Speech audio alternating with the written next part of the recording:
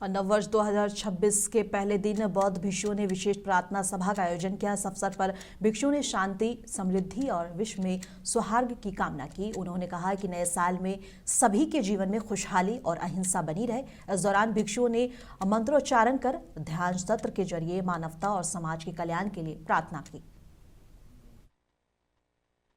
हाँ जी, आज special pray किया इसके लिए, विश्व शांति के लिए। और जो आज इंग्रजी 2025 साल का 31 दिसंबर है, आज अंतिम दिन है। तो इस अंतिम दिन पर इस साल पर हम लोग को साथ को जो आदमी लोग को हम गुजर गया, तो लोग के लिए स्वर्ग निर्माण के लिए हम लोग प्रे किया। और जितना भी आदमी असुस्थ है वो लोग को सुस्त होने के लिए मेडिकल पर भी है, जो सबका सुस्त होने के लिए भी हम लोग प्रे किया। और कल से आज रात 12 बजे नया साल आ रहा है 2026 साल। तो इस साल पर विश्व के शांति रहने के लिए और सबका आदमी को सुस्त रहने के लिए, लंबा उम्र के लिए, सब आदमी के साथ मिलजुल करके रहने के लिए हम लोग प्रे किया था। और हमारा इंडिया का आसपास भी जितना भी देश है, सब देश का साथ हमारा इंडिया का साथ भी अच्छा दोस्ती जैसा करके ऐसा संपर्क बना रखेगा। और नए साल के मौके पर पार्टी वर्कर्स से मिले विजय सिन्हा और सभी को नए साल की शुभकामनाएं देते हुए पार्टी नेतृत्व में शीर्ष पार्टी नेतृत्व में देश के आगे और तरक्की की कामना की। इस मौके पर उन्होंने प्रदेशवासियों को खास संदेश भी दिया है। सन 2026 के नव वर्ष पर हमारी हृदय से शुभकामना सभी मां भारती के संतानों को। और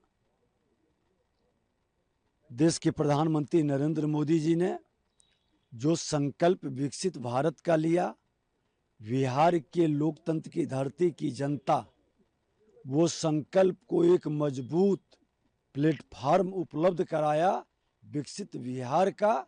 और प्रधानमंत्री मुख्यमंत्री के द्वारा जो ये अश्वमेध यज्ञ का घोड़ा चला है, वो बंगाल से केरला पूरे भारत को विकसित भारत बनाने में अहम भूमिका निभाएगा।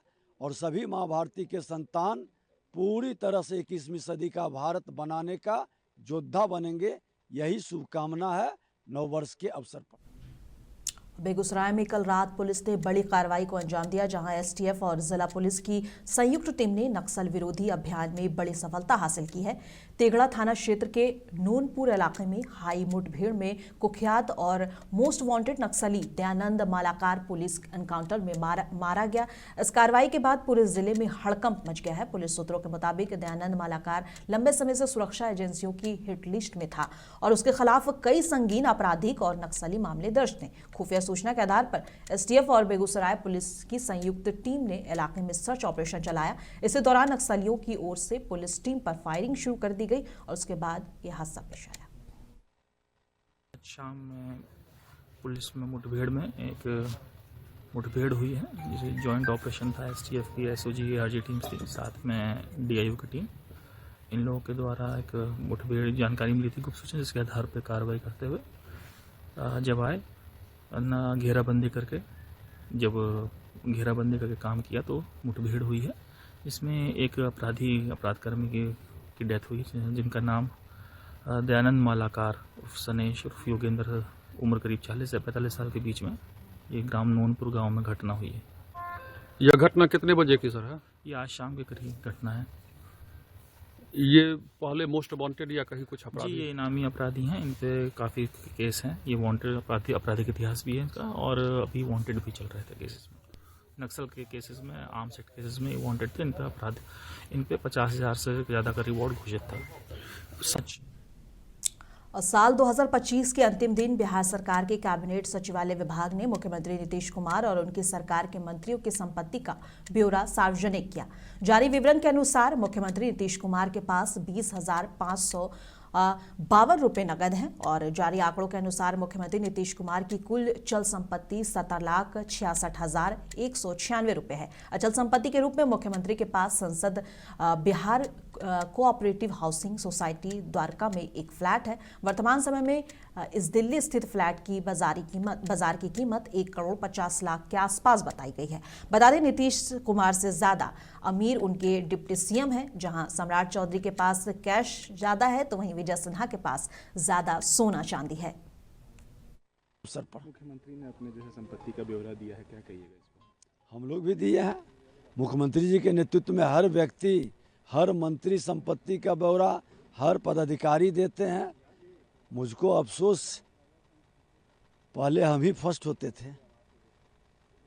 सारे विधायकों में सबसे ज़्यादा धनी विधायक हम ही कहलाते थे, लेकिन अब तो हमारी गिनती बहुत पीछे हो गई है। लेकिन मुख्यमंत्री जी का ये पारदर्शिता और प्रधानमंत्री मुख्यमंत्री जी के द्वारा जो शुचिता का वातावरण बनाया गया, पारदर्शिता के साथ जनता के विश्वास पर खरा उतरने का जो संदेश है, इसको व्यवहार में भी लोग ला रहे हैं और हर लोग ये मान रहे हैं कि हम लोक सेवक, जनता का सेवक हैं और जनता के सेवा के भाव से उनके विश्वास पर खरा उतरें। और खालिदा जिया की अंतिम विदाई पर भारत की तरफ से संवेदनाएं लेकर मंत्री एस जयशंकर बांग्लादेश पहुंचे थे। इस दौरान उन्होंने तारिक रहमान से मुलाकात की और पीएम मोदी की तरफ से लेटर ऑफ कॉन्डोलेंस भी दिया, जिसकी तस्वीरें जिया की पार्टी बीएनपी ने सोशल मीडिया अकाउंट पे शेयर भी किया। तनाव के हालातों के बीच जयशंकर ने बांग्लादेश में पूरे 4 घंटे बिताए। इस पर मंत्री दीपक प्रकाश ने अपनी प्रतिक्रिया दी है। साथ ही महागठबंधन पर एनडीए के खिलाफ मिस इन्फॉर्मेशन फैलाने का आरोप भी लगाया है। एक बार सुनिए दीपक प्रकाश क्या कुछ कह रहे हैं। पहली बार विदेश मंत्री एस जयशंकर बांग्लादेश जा रहे हैं, क्या? नहीं, बिल्कुल, जहाँ कहीं भी कूटनीतिक रूप से भी भारत को अपनी बात रखनी है, वो रखने का काम किया जाएगा। पूरे विश्व में जहाँ कहीं भी इंडियन डायस्पोरा हो या कोई भी लोग हो, किन्हीं का भी धर्म के आधार पे प्रोसिक्यूशन नहीं होना चाहिए। इस बात को भी सुनिश्चित करने का भारत काम करेगा। मानवाधिकार की रक्षा करने के लिए हमारा राष्ट्र हमेशा खड़ा रहता है। बीजेपी के राष्ट्रीय अध्यक्ष जेपी नड्डा ने कहा है कि महागठबंधन और न्यू अलायंस जो है वो भी इन्फॉर्मेशन फैलाती है एनडीए के बारे में। किस बारे में? एनडीए के बारे में, यानी तो वो तो उनका काम ही है। जब चुनाव भी लड़ना होता है तो गलत एजेंडे पे चुनाव लड़ते हैं, अलग तरीके का प्रोपेगेंडा चलाते हैं, तो मिस इन्फॉर्मेशन फैलाते तो हमेशा ही रहते हैं। और बिहार में नए साल के अवसर पर खास वाहन चेकिंग अभियान चलाया गया। नए साल के मौके पर कोई अनहोनी ना हो, इसको लेकर पुलिस बल रात भर तैनात रही। बिना हेलमेट के बाइक और बिना वैध कागजात, ड्राइविंग लाइसेंस और बिना सीट बेल्ट के 4 पहिया वाहन सड़कों पर दौड़ रहे हैं। इसको लेकर पुलिस ने जांच किया और गया पुलिस सघन वाहन चेकिंग कर वैसे लोगों के खिलाफ कार्रवाई कर रही है जो नए साल में शराब पीकर पार्टी मनाने या वाहन चलाने वाले सड़कों पर हुड़दंग मचाते हैं। और पुलिस ने खास तौर पर कहा है कि ऐसे लोगों की खैर नहीं और लगातार 31 दिसंबर की रात वाहन चेकिंग होता रहा और पुलिस इसको लेकर लगातार मुस्तैद रही। सरकार को दिए गए गाइडलाइंस के अनुसार 1 जनवरी को लेकर हम लोग काफ़ी जो भी वाहनों का चेकिंग गाइडलाइंस के तहत हम लोग करते हैं और संदिग्ध जो भी है इसके लिए थाना स्तर से भी लोग हैं, ड्यूटी में लगे हुए हैं और काफ़ी निरंतर जो है चेकिंग किया जा रहा है।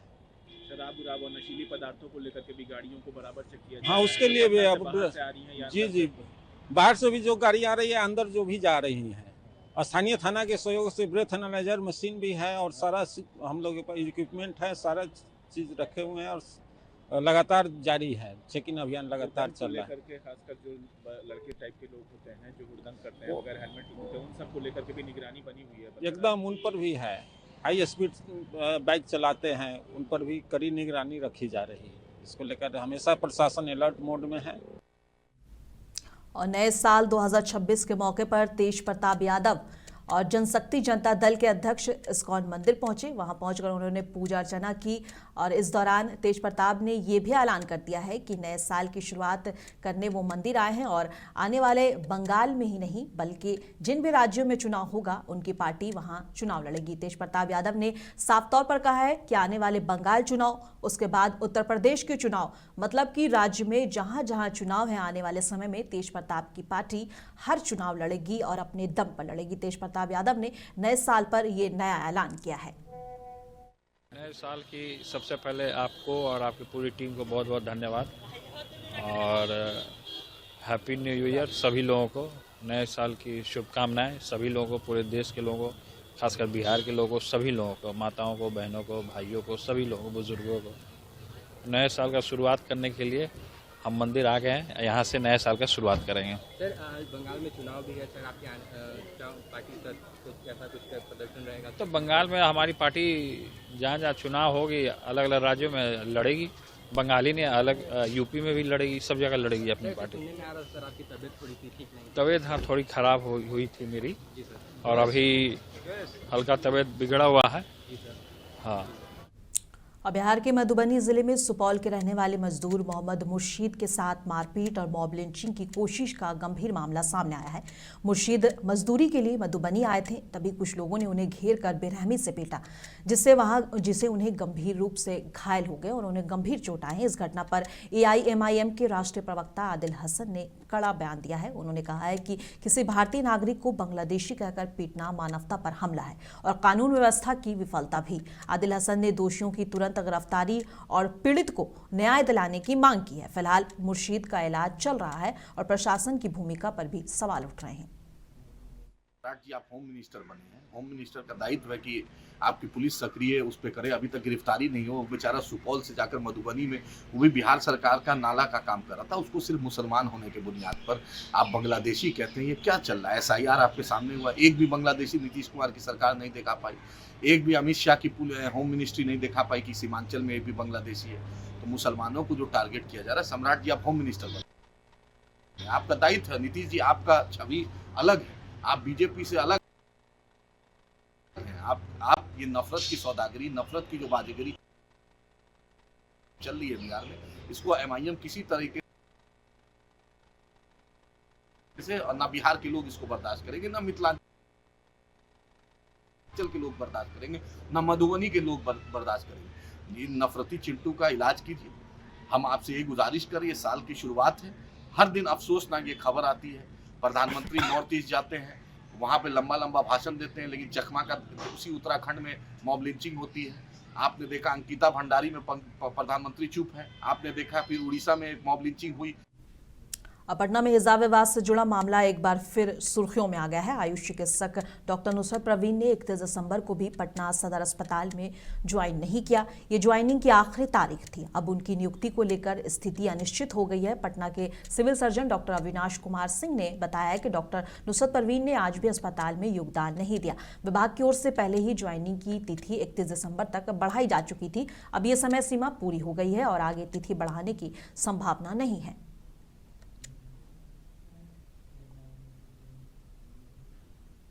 और नए साल 2026 की शुरुआत भी बिहार के लोगों के लिए कड़ाके की ठंड के साथ हुई। पहले दिन घने कोहरे और कोल्ड डे से राहत मिलने के आसार नहीं दिख रहे हैं। आज भी ठिठुरन बढ़ाने वाली सर्द हवाएं लोगों को कपकपा रही हैं और इसका सबसे ज्यादा असर उत्तर बिहार के मुजफ्फरपुर, दरभंगा, पूर्णिया, गोपालगंज समेत सभी 19 जिलों में देखने को मिला।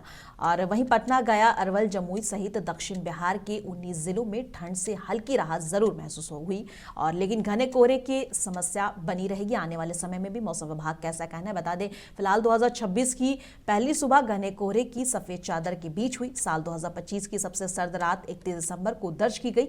IMD पटना के मुताबिक ये अनुमान लगाया गया है कि आज यानी गुरुवार को, मतलब आने वाले दिनों में पटना, गया, अरवल, बक्सर, जमुई सहित दक्षिण बिहार के जिलों में आंशिक धूप देखने को मिल सकती है। कोहरे का भी असर बना रहेगा, लेकिन कोल्ड डे से राहत मिलेगी और धूप निकली तो तापमान में 1 से 2 डिग्री सेल्सियस वृद्धि होने का भी पूर्वानुमान है। मौसम की स्थिति को देखते हुए येलो अलर्ट जारी रखा गया है।